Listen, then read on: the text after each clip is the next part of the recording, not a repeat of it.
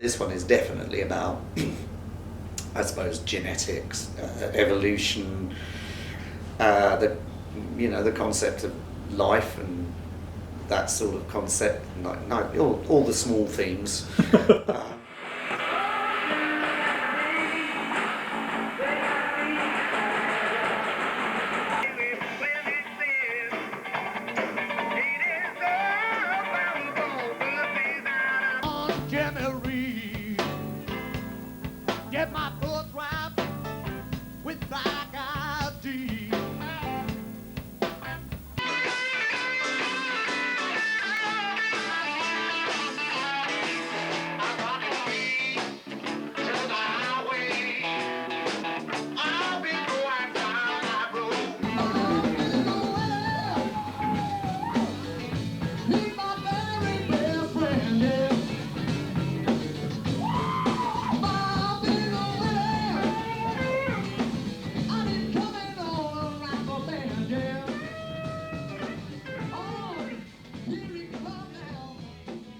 34 years after Andy Mitchell formed his first lineup under the name Writer's Revenge, which eventually morphed into the AM Band, the obstreperous singer has embarked on his final album with his current band Big Funk Factory. This film follows the story behind the making of the new soundtrack and its history. This is the third Big Funk Factory album, and like the other two, it's a soundtrack. So essentially it's the soundtrack for the last story, which is called Buccee Ball.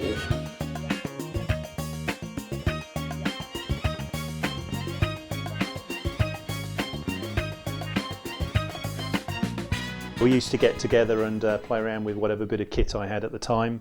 Having been working, having a music shop at the time, I got access to some good gear. So we had the drum machines of the day and the recording of the day and the keyboards of the day, and played around with lots of sounds and noises and came up with some ideas. I need a bit more of the main track. All right, more of the main track. Thanks. And a bit less of you? Yeah, or either way, yeah. Yeah, okay. Cool. Okay, here we go again. Here we go again. Okay.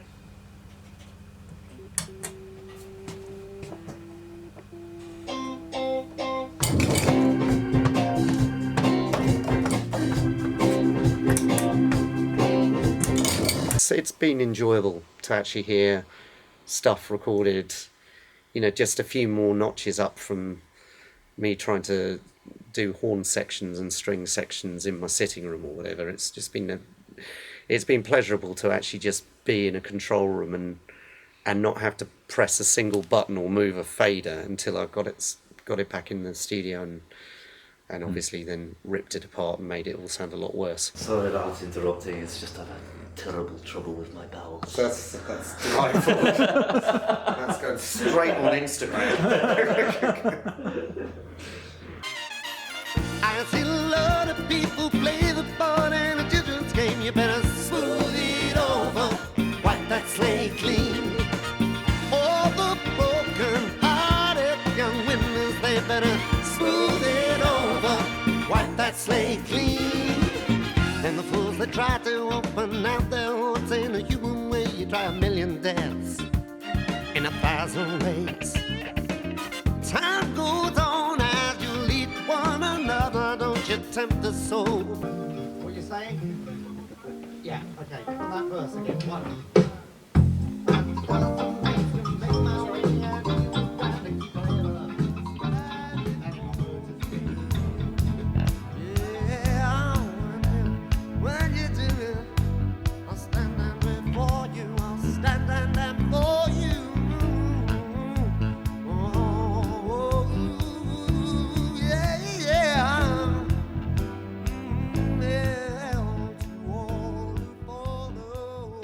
In 1988, a year after the original lineup of the first legitimate version of the AM Band broke up, and a year before a new form of the band under the guise of Andrew Mitchell's second act released album number 1, Less Is More.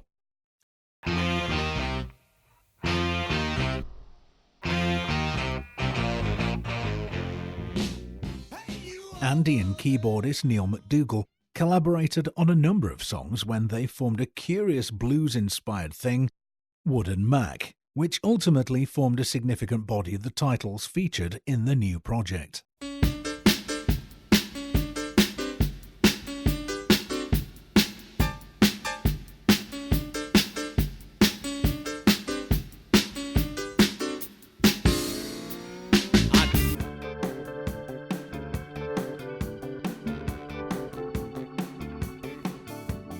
A little why I ain't too scared, for I have been biding my time. Shines tonight. I see the gold at the end of the rainbow. At the end of the rainbow. The origins of this intrepid duo were dull enough, as Neil explains in his initial induction into the chaos that was Writer's Revenge. That became the act band and eventually, narcissistically enough, adopted the lead singer's initials. I was doing some piano teaching, and Andy came along and said, will you teach me how to play some notes? And he was only, about 13, 14 then, so I gave him some lessons, and he kept bringing me cassettes with ideas of music, and I played them and made some comments, some of them constructive. And gradually we progressed from there, and eventually he arm twisted me into playing in the band. Everybody wants to play the blues. So initially Andy had the band, and I would come along and record his music and his band, and tweak around with a bit of editing and chuck in some ideas.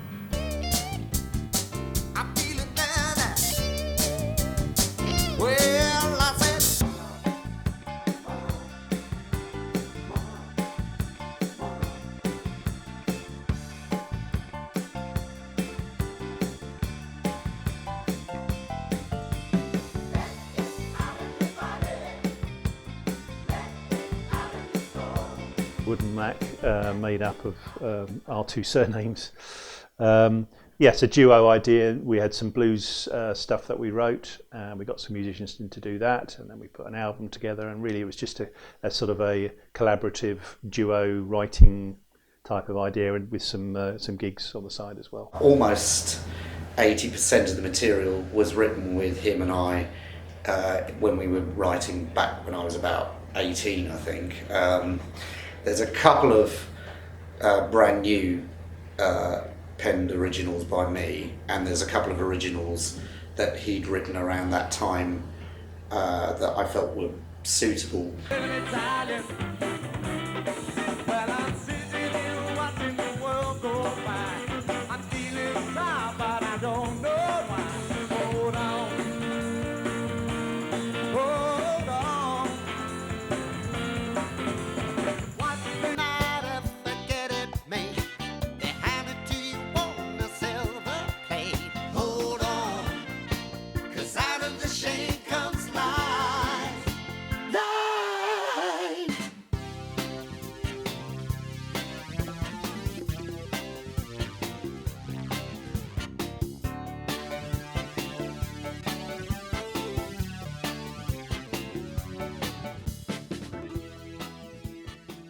And how was it for Neil returning to this ancient material after so long?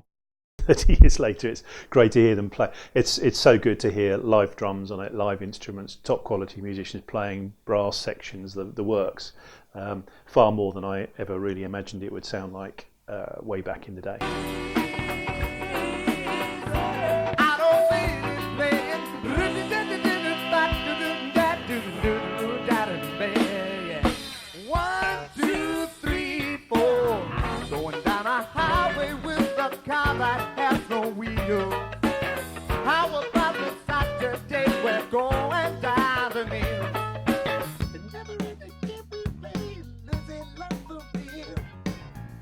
Never, never thought to how it's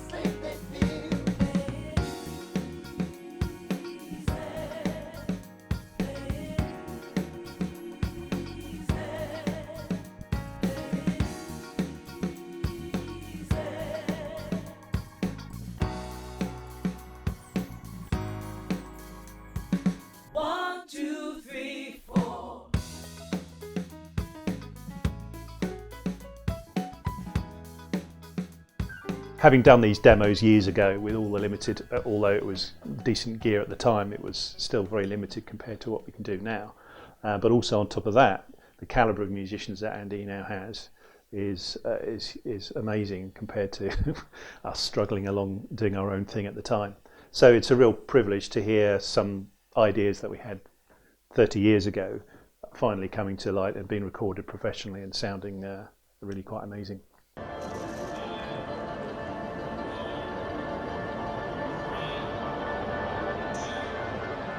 The final part of a tangled trilogy, Andy reveals the tortured mental processes that brought the entire Big-Funct universe to life. The first one was very much a kind of Frankenstein's meets.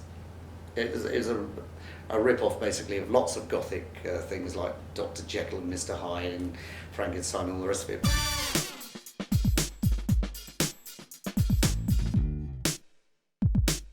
Come on and pay that back.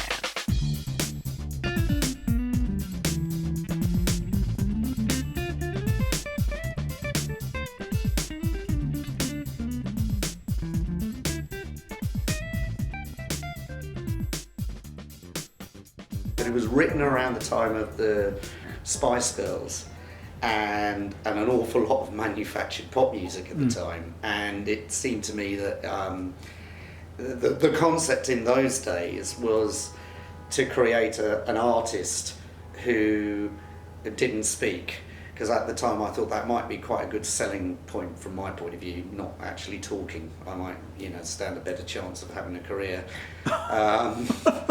And I had the idea of having a mouthpiece, which was going to be this character called Professor Dweeb, who in the story at the beginning creates this fairly incompetent pop star called D-roid. Pose. I'm too sexy for my shirt, too sexy for my shirt, so sexy it hurts. Enough. Very good, by the way. Most important, interview mode.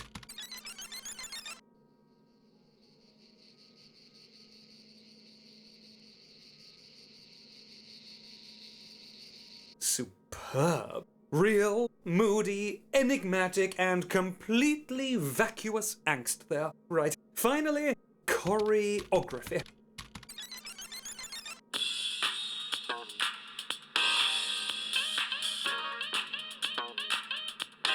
Well, 3 out of 4 ain't bad. Town, she's got money and I don't. That ain't a fuss, well it ain't dumb, but she wants just the money and I won't. She's playing the field. As he outlines in long form, the original project didn't feature this elaborate construct that became the first story D-roid portrait of a serial singer with the accompanying soundtrack Factory Sample. It wasn't even a script in those days, it was storyboarded ideas, which I got a very brilliant artist called Callum Jones to do.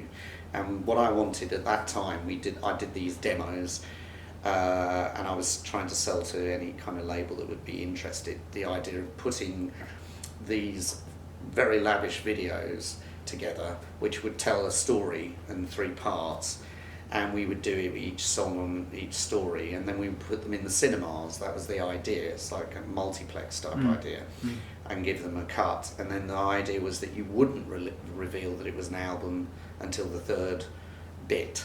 So you'd put these things on, you'd buy the time, and they'd give them a cut as a kind of part of the sort of preamble before the main films. Obviously that never happened and no one was interested, but that was the original inspiration. I then wrote a script based on it, and then it was much later, 2010, when I decided to revive the whole concept. There's another kind of place that we live, but we never seem to. So go on then, give us a brief synopsis of the other 2 stories. The second story, weirdly, it carries on, but then it carries on into another kind of place entirely. And in fact, the original idea or the inspiration was, weirdly enough, was Cambodia and what happened in the 1970s. And I'd had this idea of doing an actual thing about Khmer rock, but then I decided against it, and I didn't really want to do something. It's quite a very depressing subject, and that second story, D-Funct, or Transaction Declined, is an attempt to try and take something of that but make it funny. If that was vaguely achieved, I don't know, but so then you had this character called D-roid who'd been in the first story, and D-roid was gone, but now you had this character D-roid who takes on the baton for most of that story, but then eventually he gets bumped off as well. Give it to me now. Oh, strong enough. Huh. Come on. Think it's safe. Think again. Woo. Come on. I think it's safe. I created to be tested in the pop world. There were some other subjects who were rather more dangerous. I had to do what they wanted. Sorry, but I needed to be left alone to complete my main project. This thing. Buccee wall. That's right. Now listen to That carries on to this story where you've got the legacy of this mad scientist kind of character, Professor Wen, who is in fact responsible for all the stuff you've seen before, but it's her legacy. She's also dead, Right. but the fruits of her work are carrying on into this story, and it's the finality of that whole thing. So there is a sort of a circle that gets neatly tied at the end of the whole story. I was so moved by the situation in Middle England described in Frank Kepler's book Fading Dream that I decided... Yes, did I say brief? Anyway, following the carnage of the previous lead vocalists in the earlier stories, there appears to be this character that has the same initials as Andy. What's that all about? As if we didn't know. The ego has landed. He's like a less talented Sting, basically. So he's got all the pomposity without any actual musical abilities.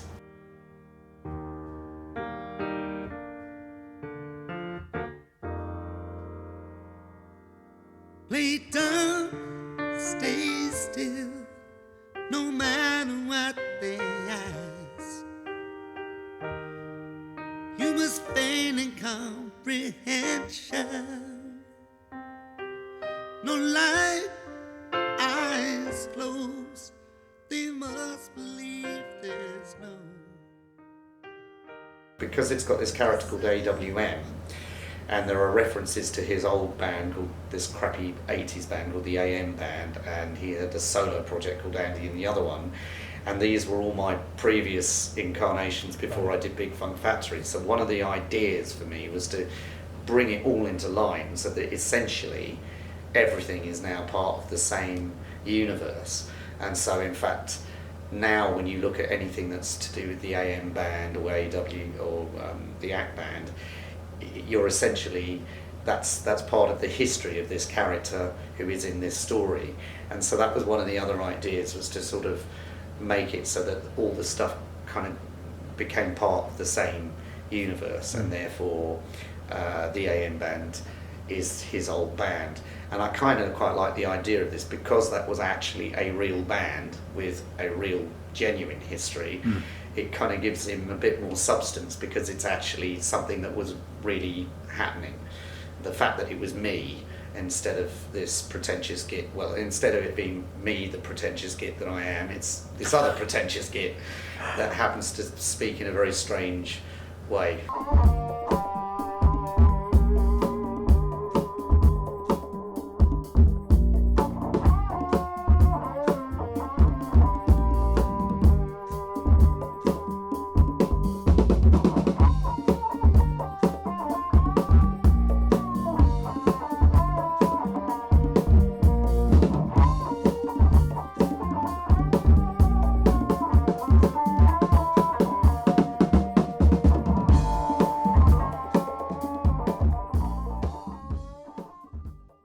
Andy would like to point out he doesn't actually think his old band were crap, just some of the recordings. My favourite, most exciting bit of kit that I got was the Tascam 144, which was at the time a cassette player that did 4 tracks, Prior to that, I had to use 2 cassette players bouncing back and forward, so that was an exciting time to get a bit of kit that you could actually record on 4 tracks and bounce ping pong across.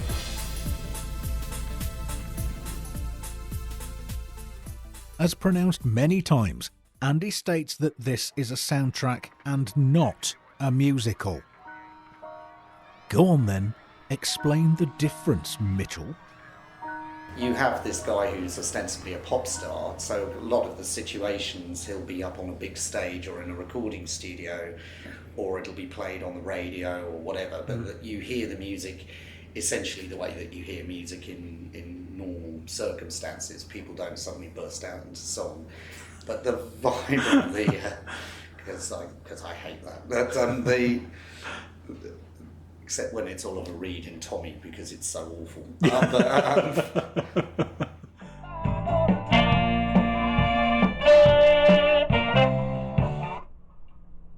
Great stuff. Is that all right with you guys? Yeah. Good. Right. Okay. Moving along then to for yeah, 76. Okay, we think that's the right one. So, same thing. Okay, yeah. Do you know what? Rather than doing that, why don't I'll just keep that for all the choruses and we'll just move on to the end section. Having recorded 15 other albums as a self-funded artist, one thing Andy knows about is moaning about lack of resources. So, yeah, 97. The main thing with all of these kind of things when you don't have very much budget is time. So it's not even the recording, the costs are considerable, but actually it's the fact that you've got to get everything done within a very restrictive time factor, and that puts a bit of pressure that you wouldn't necessarily have if you're funded by a record company or something, and you've got the advantage at least of redoing things if you need to redo them.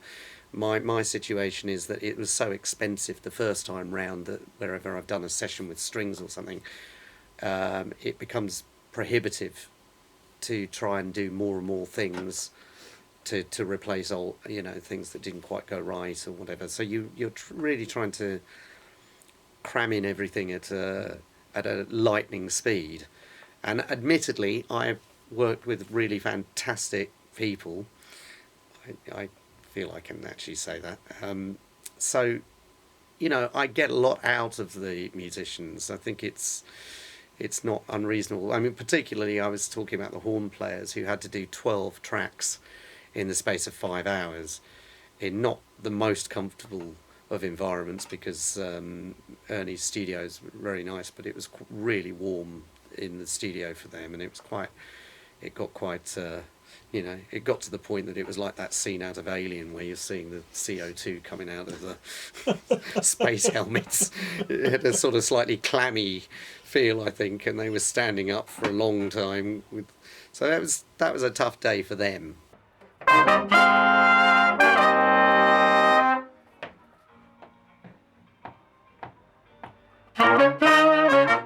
Never mind, no one forced you to do this. Still, how does the style for the current project compare to album 15? The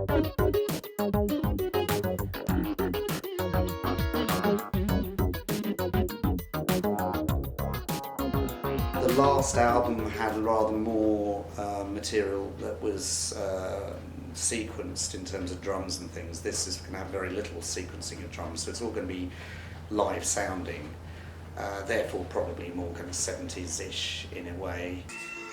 Is this old tapes, isn't it? These are very old tapes. Hence their stunning quality. But with probably a bluesier, rawer edge maybe than the previous couple of albums, yeah. It's Trilogy. Sometimes Andy admits that amazingly, the limits do create the odd, unexpected opportunity. The string session, the first one, we didn't get quite as much as I wanted done. That was my fault, nothing to do with the string players. They're fantastic. But again, if we'd been able to go into extra time, we'd have got everything done. As it was, I then did some more strings with different players, but that was nice actually, because it gave me an opportunity to work with this lovely girl Rachel, who's a great violinist, and I hadn't really worked with her for a while, so it was nice to call her in and actually have her in on the last album, because she's done some of the early ones. How does recording differ from his earliest experiences in the studio? If you put a bass down, you would just go in and change it as you went along if they made a mistake, or if there was something you wanted differently at that point, then you could you'd drop in. But because you don't do that now, and because there is such a volume of material that we have to cover in the space of any given session, it's unrealistic to expect that you're going to get it all perfect, or that it will be consistent. I think perfect isn't the right word, but consistent. Say with drums, for instance, it's not the question of there ever being this thing where you think it's out of time, but time, very, very minor time changes, which aren't at all important when everything's vibing along with each other, make quite big differences when you start bringing in horns and strings and you're cutting and pasting everything all over the place, because they've played over one section of the track, and then suddenly at a different section there might just be the very, very slight change, which wouldn't sound bad if they were playing that part there, but doesn't sound quite right when they've played it on another bit of the track, and then you're cutting and pasting it there. So, to answer your question in the most long-winded way possible, I think it was only actually when I just did the stems for the vocal session that I began to think, it's right, it's working. That's cool. Do that, and then we go to the bridge part, which I think should be all right.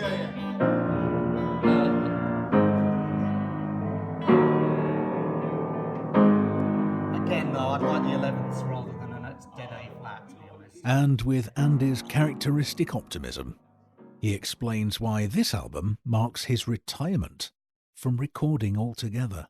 I've done, so I say 16 albums over since I was a kid, basically, since going back to when I was 17 or 18, maybe, starting around that time when we did recordings that ended up on albums and things. And I don't know. I mean, I don't know. It's not that I would say I've got nothing more musically to say, but the fact is that there is a limit to how much you can keep producing things when there's not enough take-up at the other side, and there isn't really the budgets to expand the possibilities. If I had a kind of a good live career going out doing this stuff, it would make the incentive to make albums a little bit greater. But at this minute in time, that's not really been happening. And although the films have given the recording for me a new lease of life in a way, because I've actually enjoyed exploring that side of the creative process by actually doing stuff which I always wanted to do right from day one, because my dad was in the film industry and so on, and so writing the scripts and actually getting the things up to a point where at least they're visible, even if they're very low rent. That's been exciting. But I've got to be honest, every single time it's a struggle to produce these things on your own, and I have a limited capacity to keep financing these things. And I think my incentive is minimal, because unless I really felt that there was some massive demand publicly, I can't see that. You can only play to an empty auditorium for so long before you eventually kind of feel, well, I think I'm done now.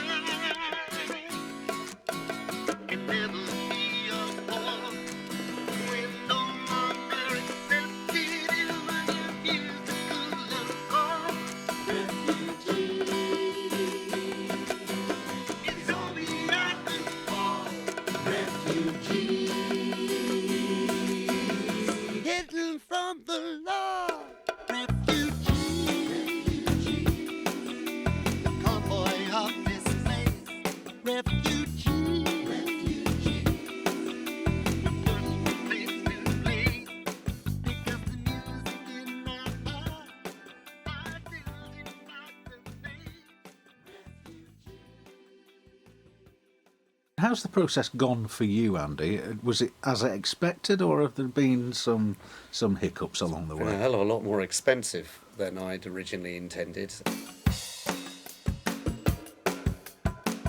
I coined it crapo vision.